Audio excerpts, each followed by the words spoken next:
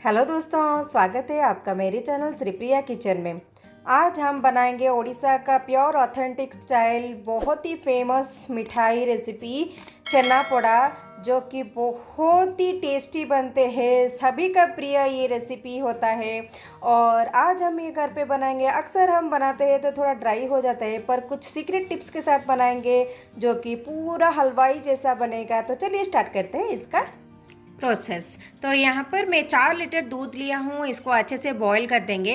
इसी बीच हम एक विनेगर और पानी का मिक्सचर प्रिपेयर कर देंगे। इसमें 4 टेबलस्पून विनेगर और हाफ कप पानी है, तो इसको हम साइड में रख देंगे। और दूध उबलने के बाद इसका ये जो मिक्सचर है ना, हम थोड़ा थोड़ा करके डालेंगे जब तक ये मिल्क जो दूध है ना वो फट ना जाए।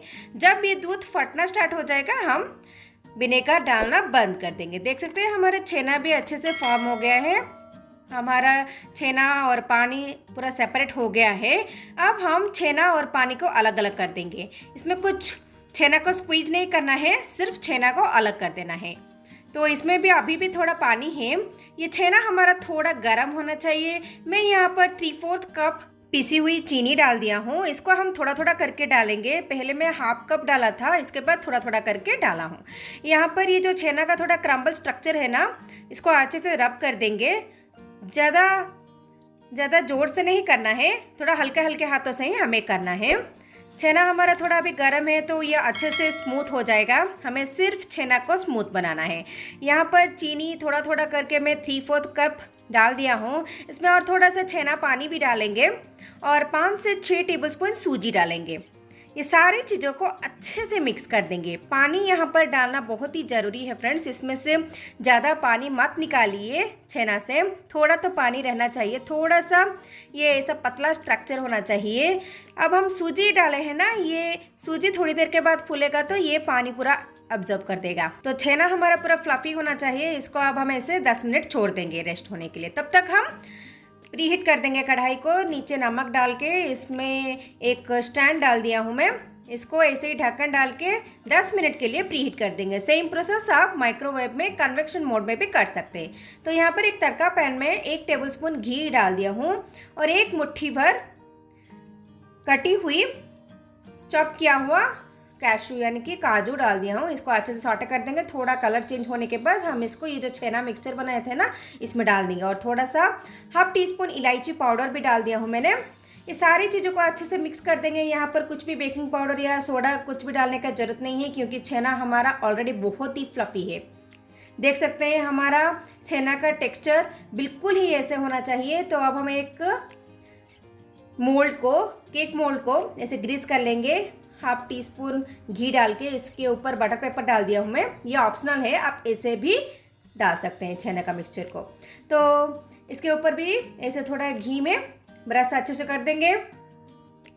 तो ये जो छेना का मिक्सचर हम बनाए थे ना, इसको अब हम इस मोल्ड में डाल देंगे। अगर आपके पास केक मोल्ड नहीं है तो आप कोई सा भी स्टील का बर्तन में भी कर सकते हैं, पर ऐसा थोड़ा प्लेट जैसा थोड़ा सा फूलने जैसा लायक हो। देख सकते हैं मैं सारे के सारे यहाँ पर डाल दिया हूँ। इसको अच्छे से प्रेस कर देंगे ताकि इसके अंदर कुछ भी एयर ना हो। इसको अच्छे से प्रेस कर देंगे और अच्छे से टैप कर देंगे ताकि इसके अंदर कुछ भी एयर ना जाए और ये बहुत ही सेट हो जाए, बहुत ही अच्छे से सेट हो जाए, ताकि हमारा छेना पोड़ा जो बने ना बहुत ही लेयर वाला और इसका टेक्स्चर भी बहुत ही अच्छा आएगा। ये जो मिठाई का रेसिपी है ना, बहुत ही टेस्टी बनता है फ्रेंड्स। एक बार ट्राई करना तो ज़रूर बनता है। और इस तरीके से अगर बनाएंगे ना आप, तो बार बार बनाने का इच्छा करेंगे। तो जो हम प्रीहीट करके रखे थे उसी कढ़ाई में भी ये हम डाल के, इसको ढक्कन डाल के 1 आवर तक हमें इसको लो फ्लेम में कुक कर देना है। पर मुझे 1 घंटा से बाहर थोड़ा 15 मिनट लगा था। तो देख सकते हैं हमारा छेना पोड़ा अच्छे से कुक हो गया है। मैं यहाँ पर एक स्क्यूअर डाल के चेक कर लिया हूँ, अच्छे से कुक हो गया है। इसको ठंडा होने के लिए छोड़ देंगे।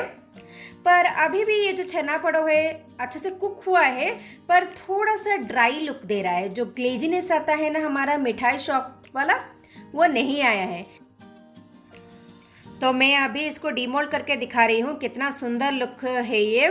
पर थोड़ा सा ग्लेजीनेस, थोड़ा सा और टेस्टी बनाने के लिए और एक स्टेप हमें फॉलो करना है। तो आगे मैं बताती हूँ, देखते रहिए फ्रेंड्स। तो देख सकते हैं इसका टेक्सचर। तो यहाँ पर हाफ कप चीनी में 2 टेबलस्पून पानी डाल दिया हूँ। इस शुगर को हमें कैरामलाइज करना है।